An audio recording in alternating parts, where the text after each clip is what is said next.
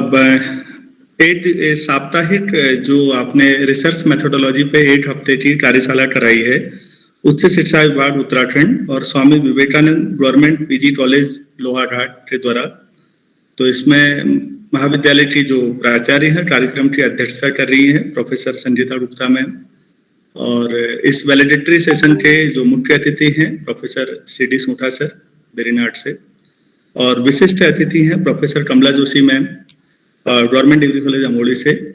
आप सभी को प्रणाम भी, और जो बाकी हमारे आयोजक मंडल में हमारे सभी साथी हैं, आप सबका धन्यवाद ये मौका देने के लिए। अब बात शुरू करने से पहले मैं ये जानना चाहूंगा कि मुझे कितना समय मिला है बोलने के लिए। Sir as you wish. नहीं मतलब फिर भी सर 30-40 मिनट जो भी आप एज यू विश। ठीक, थैंक यू। ठीक है, चलिए बहुत बहुत धन्यवाद। अब चूंकि मैं पहले बात नहीं हो पाई थी डॉक्टर सलेन से, तो मैं स्लाइड नहीं बना पाया हूं, तो मैंने डिजिटल बोर्ड अपना शेयर करना है आपके साथ, और उसमें मैं डिजिटल बोर्ड के साथ ही आपसे कुछ मुद्दों पे बातचीत करना चाहूंगा, ये शेयर करूंगा। तो गणित में और अर्थशास्त्र में काफी चीजें ऐसी हैं जो कॉमन रही है। बहुत सारे गणितज्ञ ऐसे रहे हैं जिन्होंने अर्थशास्त्र के कुछ चीजों पे, स्पेशली इकोनोमेट्रिक्स पे काम किया है और नोबेल पुरस्कार तक भी पहुंचे हैं। आप में से कई लोग जानते भी होंगे। कई लोग गणित को किस रूप में लेते हैं, भौतिक जगत की समस्याओं के समाधान के लिए, और एक हद तक ये बात सही भी है। लेकिन जितना गणित को आज तक थोड़ा बहुत पढ़ने के बाद मैं समझ पाया, तो गणित का दार्शनिक आधार ज्यादा बड़ा है, फिलोसॉफिकल बेसिस। आप ऐसे समझिए कि ज्ञान के हमारे 3 सबसे शुद्ध रूप माने जाते हैं। एक गणित है, दूसरा दर्शन शास्त्र है, और तीसरा शास्त्रीय संगीत है। आप इनमें गौर करिएगा कि ये बिल्कुल भी कॉम्प्रोमाइज आसानी से नहीं करते, और जैसा कि सभी लोग जानते हैं, जीवन में भी, समाज में भी, परिवार में भी जो जितना एडजस्ट करेगा उसकी स्वीकार्यता उतनी ज्यादा होती है सामान्य जन में। तो इन तीनों विषयों की स्वीकार्यता थोड़ी कम है, क्योंकि कॉम्प्रोमाइज आसानी से करते नहीं है। हाँ, इनके जो डाइल्यूटेड फॉर्मेशंस हमारे हैं, डाइल्यूट फॉर्मेशन में आप उनको देखिएगा कि भाई गणित का जो आसान तरीका है भौतिक विज्ञान में, रसायन विज्ञान में, अर्थशास्त्र में, समाजशास्त्र में, तो वहां वो इजिली एक्सेप्टेबल है। लेकिन प्योर मैथ्स के साथ प्रॉब्लम है कि वो कॉम्प्रोमाइज नहीं करते। आपने शास्त्रीय संगीत के गुरुओं को भी देखा होगा, किसी भी राग के साथ छेड़खानी उन्हें बर्दाश्त नहीं होती। दर्शन के साथ भी यही है। शायद इसीलिए ये तीनों जो हैं आम आदमी की समझ में थोड़ा कम आते हैं, थोड़ा मुश्किल होता है चीजों को समझ पाने में। प्योर मैथमेटिक्स फिलोसॉफिकल ज्यादा होती है। प्योर मैथमेटिक्स में जब मैं कॉलेज में भी पढ़ाता हूं, तो हमारे कई स्टूडेंट्स पूछते हैं कि भौतिक विज्ञान में और गणित में आप मूलभूत तौर पर क्या अंतर महसूस करते हैं, किस तरह से आप अंतर करेंगे। एक ऐसी बात बताइए जिससे आप क्लियरली आप बता सकें कि ये फिजिक्स है और ये मैथ्स है। तो मैं उनको एक छोटा सा उदाहरण देता हूं। हम लोगों ने रबड़ बैंड देखा होता है, कोई पॉलिथीन हम बांधते हैं तो रबड़ बैंड होता है सभी के पास। अगर आप रबड़ बैंड को काट दें एक कैंची से, तो एक छोटा सा आपके पास, मैं स्क्रीन शेयर कर रहा हूं, प्लीज अलाउ करिएगा।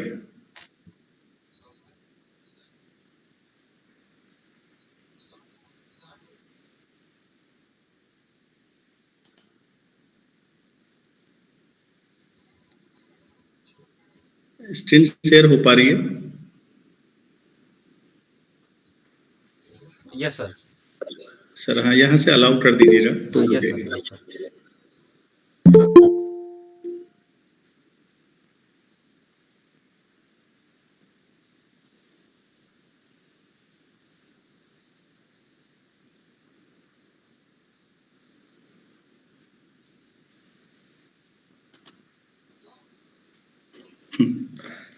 तो आप इसको इस रूप में समझिएगा।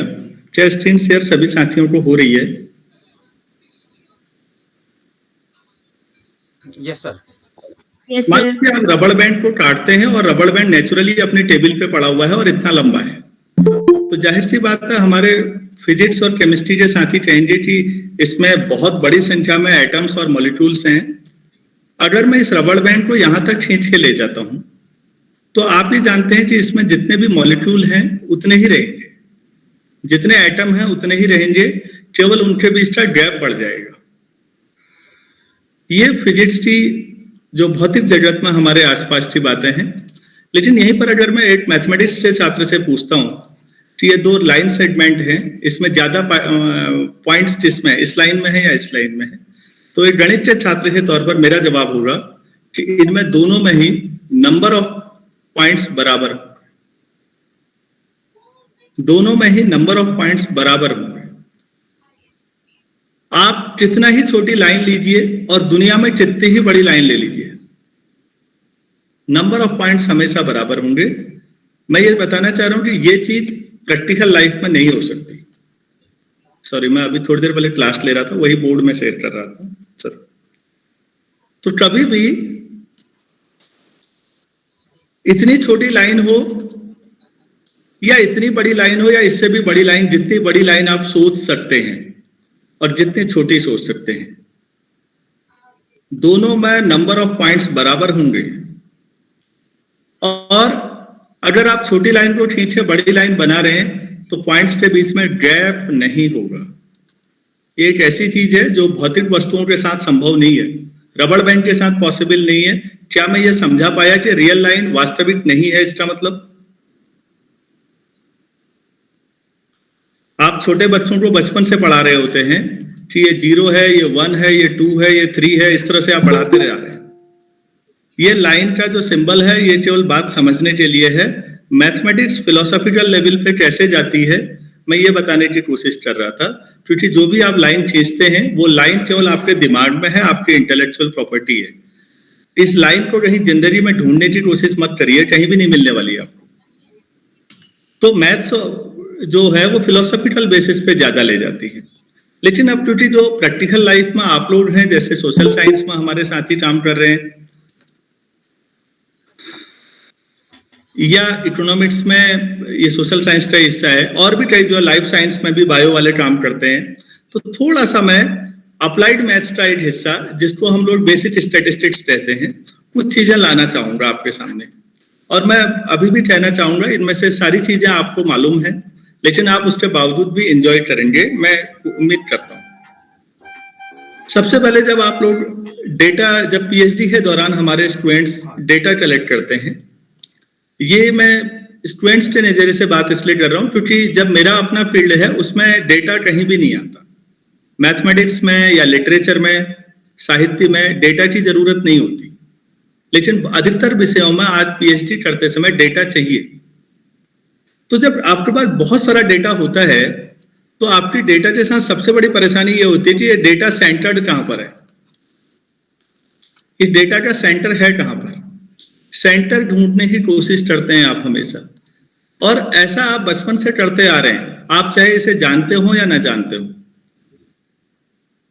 आप जब किसी बच्चे से कहते हैं कि आपकी क्लास 10th में कितनी % थी, तो वो आपके 6 सब्जेक्ट्स के मार्क्स को 8 डिजिट से दिखा देता है कि साहब मेरी जो है 70% थी। तो क्या आपको नहीं लगता कि आपने 6 विषयों के नंबरों को 8 सिंगल नंबर से दिखाया? तो ये भी तो सेंटर है डेटा का। आपने सेंटर कई जगह ढूंढा होगा, आपने high school, inter, BA, MA, कहीं भी पढ़ाई के दौरान हम किसी से जब पूछते हैं तो ये सेंटर ढूंढते हैं। आप जब इलेक्शन होता है, चुनाव होता है, आप कहते हैं कितने % वोटिंग हुई है, तो ये सेंटर ढूंढते हैं। इस सेंटर को जिसको आप ये ढूंढ रहे हैं, बेसिकली इसको आप मीन बोलते हैं, माद, एवरेज, जिसको कॉमन मैन एक एवरेज भी कहते हैं। इसमें 3 तरह के मीन है, लेकिन मैं डिटेल में, क्योंकि इतना समय नहीं है और ना क्लास लेने का है, तो मैं थोड़ा सा ये बताऊंगा कि हाँ, अरिथमेटिक मीन, ज्योमेट्रिकल मीन और हार्मोनिक मीन होते हैं। और इसमें कॉमन मैन के हिसाब से जो मीन होता है, आप क्लास 10th में क्या करते थे, सारे सब्जेक्ट के नंबर जोड़ते थे, और अगर 6 सब्जेक्ट है तो 6 से डिवाइड करते हैं, 5 है तो 5 से डिवाइड करते हैं, आपका डेटा आ जाता है, एवरेज आता है। हमेशा सबसे पहले हमें यही समझ में आता है। मैं ये बताना चाहूंगा कि मीन कब नहीं लेना चाहिए। रिसर्च स्कॉलर एवरेज जनरली ले लेते हैं क्योंकि बहुत सारा डेटा लेते हैं, लेकिन प्लीज आप लोग ध्यान रखिए, अगर आपके पास कभी कुछ डेटा पॉजिटिव और कुछ डेटा नेगेटिव हो तो मीन भूल के भी मत लीजिएगा, वरना नॉनसेंस रिजल्ट मिलने शुरू हो जाए। मीन कैसे लेते हैं सारे लोग जानते होंगे, इसलिए उस पर बात करना उचित नहीं है। मीन कब नहीं लेना है ये ज्यादा जरूरी है। अगर आपके पास कभी ऐसा डेटा हो जो कुछ डेटा पॉजिटिव हो और कुछ डेटा नेगेटिव हो तो गलती से भी मीन मत लीजिएगा, मैं फिर कह रहा हूं, वरना मजाक बनने वाली स्थिति आ जाएगी। मैं पहले एक एग्जांपल मजाक में ही लेता हूं, फिर सीरियसली जो हमारे साइंस में लिए जाते हैं वो लूंगा। आप इसको ऐसे समझिएगा, मैं क्रिकेट खेल रहा हूं और ये 3 विकेट हैं, मिडिल स्टंप है, ऑफ स्टंप है, लेग स्टंप है। मेरा एक बढ़िया बॉलर है, उसने बॉल फेंकी और तेज फेंकने के चक्कर में मान लीजिए वो ऐसे बाहर से निकल गया और वो बाहर निकल गया, मिडिल स्टंप से 1 मीटर बाहर निकला। अंपायर ने उससे कहा कि वाइड बॉल है। उसने दूसरी बॉल फेंकी और ये मिडिल स्टंप से लेफ्ट साइड में निकल गया, मान लीजिए -1 डेविएशन है, -1 मीटर। बॉलर ने तीसरी बॉल फेंकी और सपोज वो इतनी दूर चले गई, वो ज्यादा तेज फेंकने के चक्कर में और वाइड हो गई, मिडिल स्टंप से 2 मीटर वाइड हो गई। चौथी बॉल फेंकी, ये -2 मीटर आ गया। एक बॉलर 4 बॉल फेंका है और उसके जो मिडिल स्टंप से डेविएशन है वो ये आ रहे हैं। आप एवरेज डेविएशन अगर निकालते हैं इसका एवरेज, तो इन चारों को जोड़िए, अपन 4 करते हैं तो 0 आता है। ये एवरेज डेविएशन 0 है किसी का, तो इसका मतलब क्या हुआ? किसी बॉलर की बॉलिंग में डेविएशन 0 आ रहा है एवरेज, इसका मतलब वो मिडिल स्टंप पे बॉलिंग कर रहा है। इसका मतलब इससे अच्छा बॉलर नहीं होना चाहिए कोई, ये तो बहुत ही शानदार बॉलर है। ये तो थ्योरी बता रही है, प्रैक्टिकली अभी इससे खराब बॉलिंग कोई नहीं कर रहा है। तो ये थ्योरी और प्रैक्टिकल का डिफरेंस आया क्यों होगा? इसलिए आया क्योंकि जहां पर जो चीज नहीं लगानी थी वो हमने जबरदस्ती लगाई। तो मैं स्टूडेंट से कहना चाहूंगा कि कभी भी अगर आपके पास डेटा पॉजिटिव और कुछ डेटा नेगेटिव हो तो आप गलती से भी मत लगाइएगा मीन नहीं लगेगा वहां पर। तो फिर सवाल ये उठता है कि मीन नहीं लगेगा तो लगेगा क्या? तो बच्चों उसे कहते हैं रूट मीन स्क्वायर वैल्यू।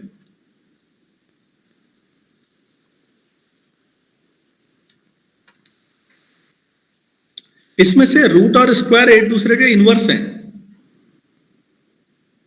आप अगर इन चारों का स्क्वायर करें तो +1 का स्क्वायर 1, -1 का स्क्वायर भी 1, +2 का 4 और -2 का भी 4। अब आप इन चारों को जोड़िए। अब क्योंकि आप स्क्वायर कर रहे हैं इसलिए रूट भी कर लीजिएगा बाद में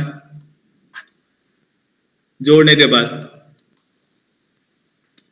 क्योंकि आप रूट और स्क्वायर एक दूसरे को बैलेंस कर रहे हैं, आपने स्क्वायर भी किया रूट भी किया, तो अब जो बचा है वो मीन वैल्यू आ जाएगी। रूट मीन स्क्वायर वैल्यू अगर किसी की 12वीं तक फिजिक्स रही हो तो अल्टरनेटिंग करंट में हम लोग हमेशा यूज करते आते हैं रूट मीन स्क्वायर वैल्यू। किसी ने केमिस्ट्री पढ़ी हो, काइनेटिक थ्योरी ऑफ गैसेज, तो रूट मीन स्क्वायर वेलोसिटी वहां भी होती है।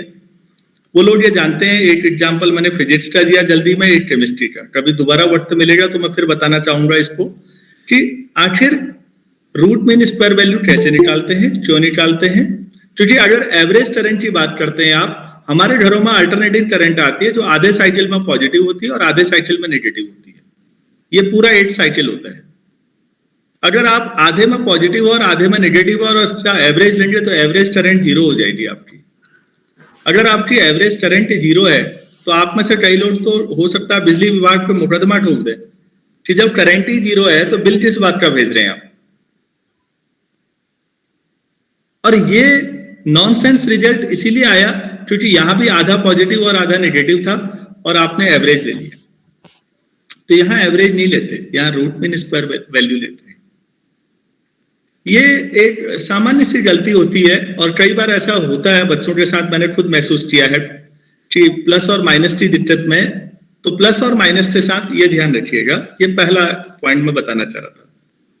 दूसरा पॉइंट ये बताना चाहूंगा, एवरेज रामबाण औषधि नहीं है। हर चीज का एवरेज लेना बेवकूफी है। आपके पैर का नाप लिया मैंने और फिर मैंने अपने पैर का भी नाप ले लिया। आपके और मेरे पैर का साइज ये है और अब हमने एवरेज लिया और उस साइज का जूता बनाया। आप ही बताइए, वो ना आपको फिट आएगा ना मुझे फिट आएगा। इस एवरेज का करना क्या है? तो अरिथमेटिक मीन या एवरेज, जिसको या मीन कहते हैं हम लोग या एवरेज कहते हैं, वो कई बार बहुत बड़ी प्रॉब्लम भी होता है। ये समझने में आसान है इसलिए लोग ज्यादातर लगाते हैं। आप अपनी कोई भी क्लास की परसेंटेज जो बताते हैं वो एवरेज ही तो बताते हैं। तो आपको लगता होगा ये बहुत सरल चीज है, लेकिन ये कई बार अव्यावहारिक है। मैं फिर कह रहा हूं, आप अपने बच्चे के और अपने पैर का नाप, अगर बच्चा बहुत छोटा है तो बच्चे के पैर का नाप और अपने पैर का नाप ले लीजिए और एवरेज लेके जूता बना खरीद लीजिए। या जूता ही नहीं, कोई भी पहनने वाली चीज, आपको समझ में आ जाएगा कि हमने ऐसी परचेजिंग कर ली जिसका कोई मतलब नहीं था। तो फिर सवाल ये उठता है कि ऐसी सिचुएशन में हमें करना क्या चाहिए? तो मैं आपको बताना चाहूंगा, वहां पर हमारा दूसरा सेंटर काम करता है और इस सेंटर को हम लोग कहते हैं मोड। ये मोड होता है। मोड क्या है? हिंदी में बहुलक कहते हैं इसे, और ये बहुमत के काफी नजदीक है, मेजोरिटी। आप कभी भी किसी दुकान पे जाते हैं और आप कहते हैं कि 10 साल के बच्चे के लिए जूता दिखाइए। आप गौर करिएगा, अगर दुकानदार अनुभवी है तो अधिकतर मामलों में वो जूता आपके साइज के हिसाब से सही देता है। आपको हो सकता है ब्रांड पसंद ना आए, कलर पसंद ना आए, वो एक दूसरा मुद्दा है, लेकिन अभी मुद्दा साइज था। साइज के हिसाब से दुकानदार अधिकतर सही दे रहे होते हैं आपको। बहुत कम बच्चे होंगे जिनका 10 साल के हिसाब से फिटिंग नहीं आएगी, ग्रोथ ज्यादा या कम हो सकती है, तो वो 12 साल में या 8 साल में एडजस्ट हो जाएंगे, बाकी बच्चे यही आएंगे। आखिर दुकानदार को कैसे पता था 10 साल के बच्चे को यही साइज लगेगा? तो जाहिर सी बात है, कंपनी ने एक बड़े लेवल पे सर्वे किया होगा। सर्वे करके अगर उन्हें 1 लाख बच्चों पे सर्वे किया है तो उन्हें यह पता होगा कि 75% या 80% बच्चों का जो 10 साल के बच्चे हैं उनके पैर का नाप लगभग यही आ रहा है। तो भाई यही बनाओ 10 साल के लिए। जो थोड़े बहुत बच्चे रह गए हैं वो या तो 12 साल में फिट हो जाएंगे या 8 साल में फिट हो जाएंगे। तो आपको लग भी रहा होगा कि हाँ, ये जो डेटा है ना बहुत बड़ा, हमने 1 लाख बच्चों पे सर्वे किया, इस डेटा का सेंटर यही है, मेजोरिटी यही चाह रहे हैं। ये डेटा का दूसरा सेंटर है जिसको आप मोड बोलते हैं, बहुलक। तो अब मैं इसलिए, जब आप पहला चैप्टर स्टैटिस्टिक्स में पढ़ते हैं कभी भी रिसर्च मेथोडोलॉजी के दौरान, तो उसका जो चैप्टर का नाम होता है वो होता है मेजर ऑफ सेंट्रल टेंडेंसीज। आप इस चैप्टर के नाम पे चले जाइएगा और आपको समझ में आ जाएगा कि पढ़ना क्या था। साइंस में या ज्ञान की किसी भी शाखा में जो भी नाम होता है उसके पीछे लॉजिक है। वो ऐसा नहीं है जैसा आपका हमारा नाम है, जो पसंद आया घर वालों को रख दिया। हमेशा ज्ञान की किसी भी शाखा में जो भी नाम रखा जाता है उसके पीछे तर्क है। आप यहाँ टेंडेंसीज का मतलब प्रवृत्तियां हैं, और सेंट्रल का मतलब आप समझ रहे हैं, सेंटर ढूंढने की कोशिश कर रहे हो। मेजर का मतलब मेजरमेंट, मतलब आपके पास ढेर सारा डेटा है और आप उसका सेंटर ढूंढने की कोशिश कर रहे हैं। भाई ये डेटा तो बहुत बड़ा है, और ऐसा आप हमेशा करते हैं। आप एक बड़े शहर में चले जाइए, आपको ये लोग पूछते हैं कि ये शहर कितने दूर तक फैला हुआ है। तो दूर तो तब पता लगेगा जब आप पहले एक सेंटर ढूंढेंगे कि सेंटर कहां पर है, तब आप दूरी पता करेंगे ना उसका, कहां तक फैला हुआ है। जब तक आपको डेटा का सेंटर ही नहीं पता, आप कहां तक दूरी ढूंढेंगे। तो इसलिए सेंटर में मैंने आपको पहले बताया कि पहला सेंटर मीन होता है, दूसरा मोड होता है, और एक और सेंटर भी होता है जिसको आप मीडियन कहते हैं, हिंदी में माध्यिका। आप कहेंगे 3-3 सेंटर का क्या मतलब है? मैं आपसे पहले ही कह रहा था, इसीलिए प्योर मैथ्स स्टेट को अपने साथ नहीं रखती। मैथमेटिक्स के साथ दिक्कत यह है वो एडजस्ट नहीं करती। वहां मैथ्स में सेंटर एक होगा तो एक ही होगा बस।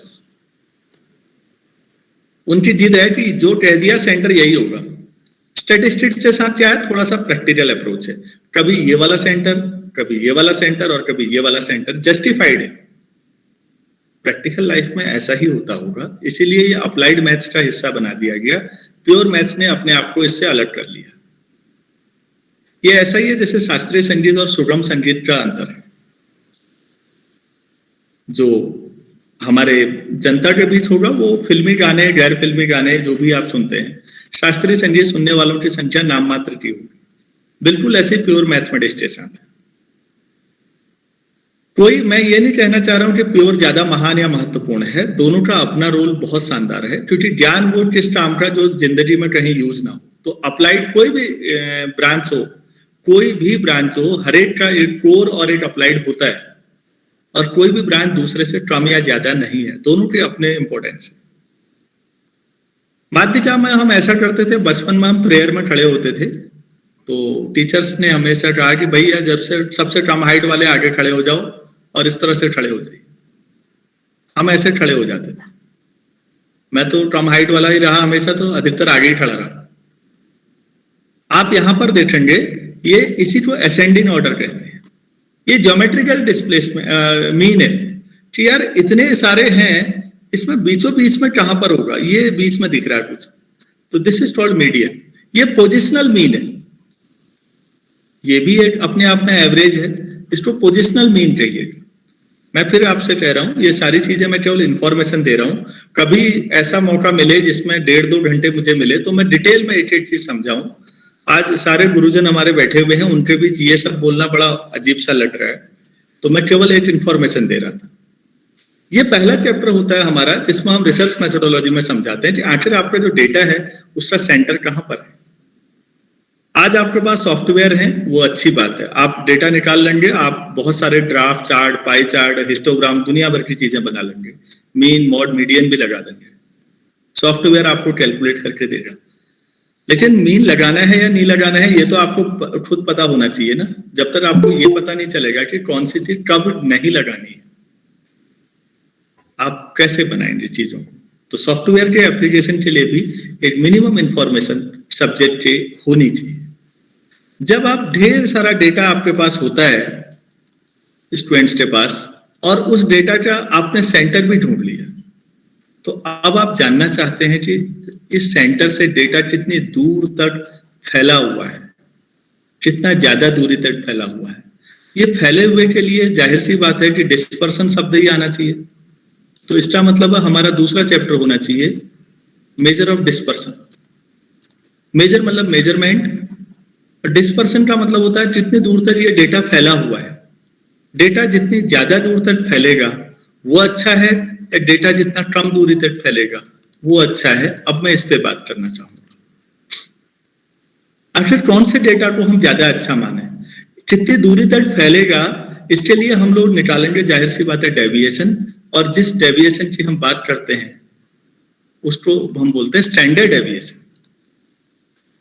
स्टैंडर्ड डेविएशन में कुछ नहीं है, डेविएशन ही निकालना होता है। स्टैंडर्ड इसलिए कि माइनस लेना ही नहीं है हमने कहीं, या तो हम मॉड लगा लेंगे या स्क्वायर कर देंगे ताकि हम माइनस ना लें, क्योंकि माइनस से हम बचते हैं।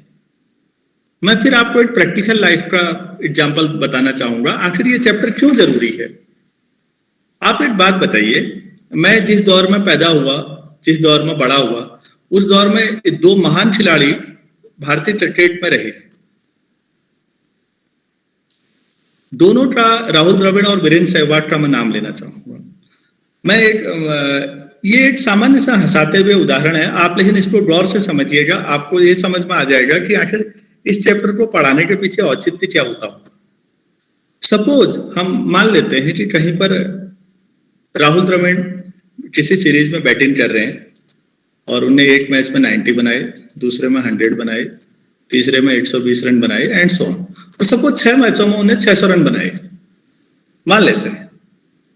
सहवाग ने भी उतने ही खेले, पहले मैच में 310 बनाए या 319 रन बना डाले, फिर 2 बार 0 पे आउट हुए, और इस तरह से करते करते सपोज 600 इन्होंने भी बना दिए। ये दोनों ने 6 मैचेस खेले। अब यहां पर देखिएगा प्लीज, 6 मैचों में 600 रन है, तो दोनों का जो मीन है वो 600/6, मैंने आसान डेटा लिया है, 100 रन पर मैच दोनों का मीन आ रहा है। एक चीज आती है यहाँ से, और उसे हम लोग कहते हैं कंसिस्टेंसी। कंसिस्टेंसी का मतलब है कि मीन के आसपास ही रहना। मीन 100 यहाँ पर है, राहुल द्रविड़ का जो डेटा होगा वो 100 के आसपास ही होगा। अब वीरेंद्र सहवाग का देखिएगा, आप 100 पे हैं, एक तरफ वो 0 पे चल रहा होगा, एक तरफ 319 पे, डेटा ऐसा फैला हुआ होगा।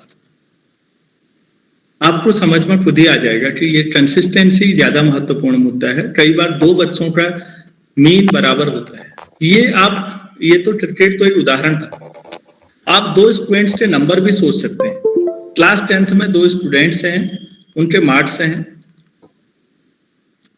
और दोनों की मान लेते हैं 80% मार्क्स है। तो आप देखिएगा दोनों का 80% के आसपास बाकी सब्जेक्ट में क्या स्थिति है। हो सकता है एक बच्चे का यह है कि बाकियों में भी उसी के आसपास है।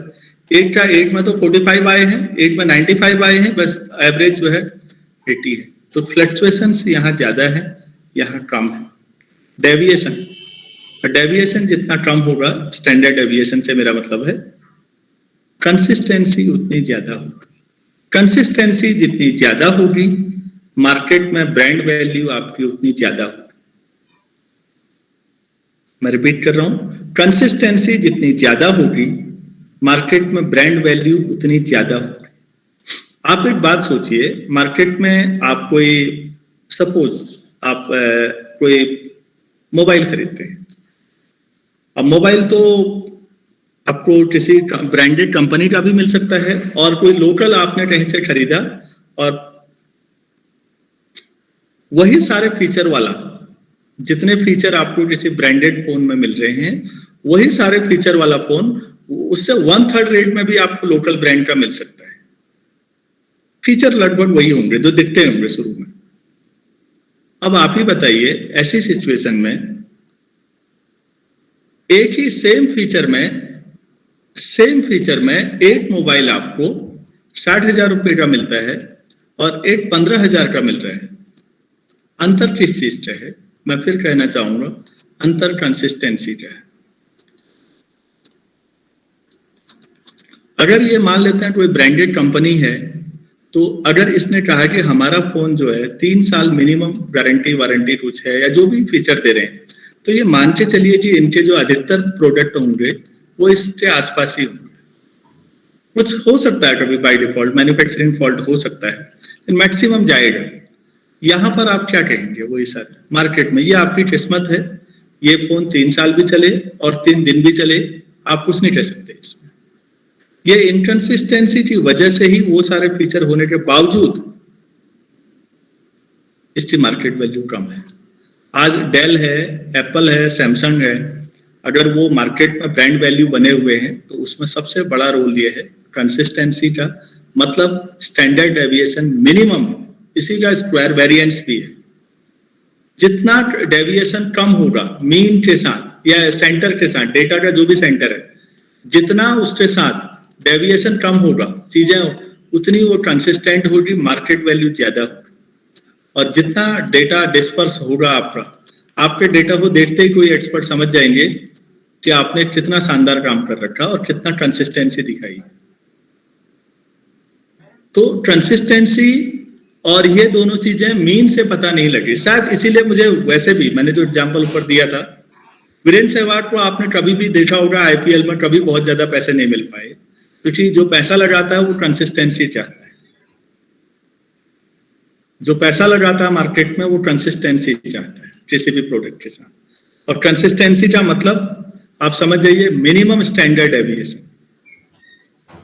और जब मिनिमम स्टैंडर्ड डेविएशन होगा तो आप ये मान के चलिएगा कि हाँ वो कंसिस्टेंट है उसका। तो आप जब भी आप अगली बार वेरिएंस निकालें, वेरिएशन के लिए ही वो शब्द है, या स्टैंडर्ड डेविएशन निकालें, तो अब आप निकालते समय खुद भी जानते होंगे कि डेविएशन कम आना बेहतर हुआ कि ज्यादा आना बेहतर। चीजों को जो आप पढ़ते हैं, अगर उनको आपस में आसपास की चीजों से कनेक्ट करते हुए इस तरह से पढ़ें, तो मुझे लगता है हमारी जो समझ है वो बेहतर हो जाती है।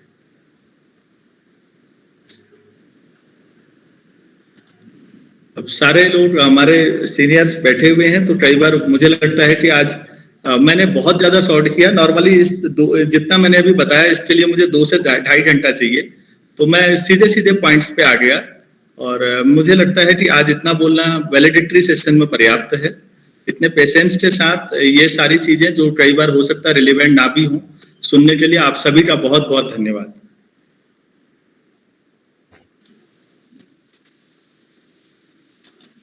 Thank you so much Silwali sir. बहुत ही ज्ञानवर्धक लेक्चर रहा सर।